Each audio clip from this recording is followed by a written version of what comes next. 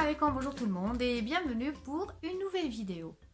Alors, dans les vidéos prochaines, on va parler des propositions subordonnées circonstancielles. Ceci est dans le cadre de la préparation des élèves de la 9e année aux examens normalisés. Alors effectivement, aujourd'hui, on va commencer par la proposition subordonnée circonstancielle de cause. Merci de suivre.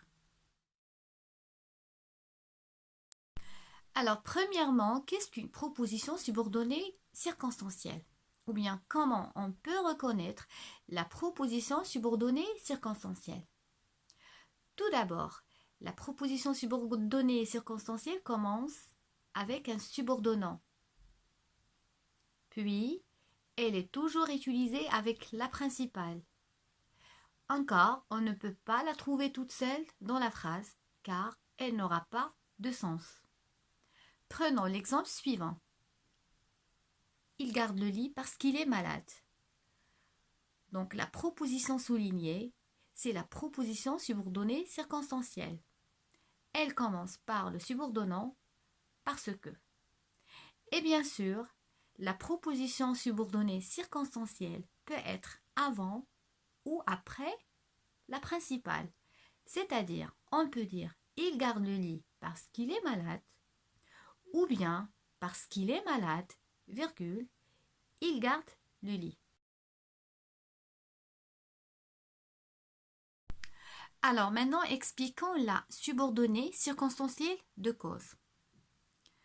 Tout d'abord, il est essentiel de mémoriser et de retenir les moyens, c'est-à-dire les subordonnants, pour exprimer la subordonnée de cause. Ces subordonnants sont vu que, comme, du moment que, parce que, puisque, étant donné que. Avec ce subordonnant, on utilise le mode indicatif.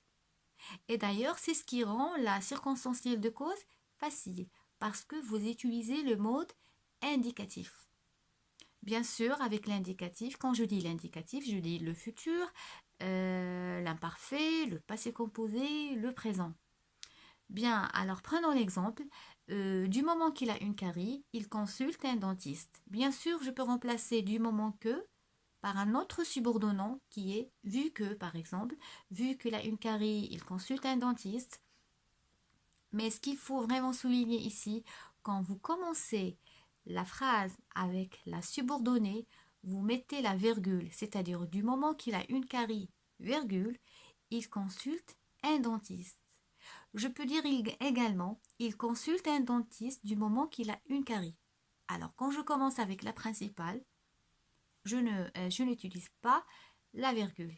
Et comme j'ai dit, je peux remplacer du moment que avec un autre subordonnant qui figure dans la liste. À signaler aussi les autres moyens qui sont grâce à et à cause de. Alors avec grâce à et à cause de, ce sont aussi des subordonnants, mais à utiliser avec le nom. Bien sûr, je peux dire à cause de la carie, il consulte un dentiste, ou bien il consulte un dentiste à cause de la carie. Alors, à cause de, c'est toujours une idée qui peut être négative, pas toujours, mais grâce à, c'est toujours avec une idée qui est forcément positive. Grâce à son travail, il a pu réussir, par exemple. Voilà à la fin, j'espère que cette leçon vous a été utile. Si vous êtes intéressé par d'autres leçons, n'hésitez pas à les proposer dans un commentaire. Bien sûr, abonnez-vous et cliquez sur la cloche. À la prochaine.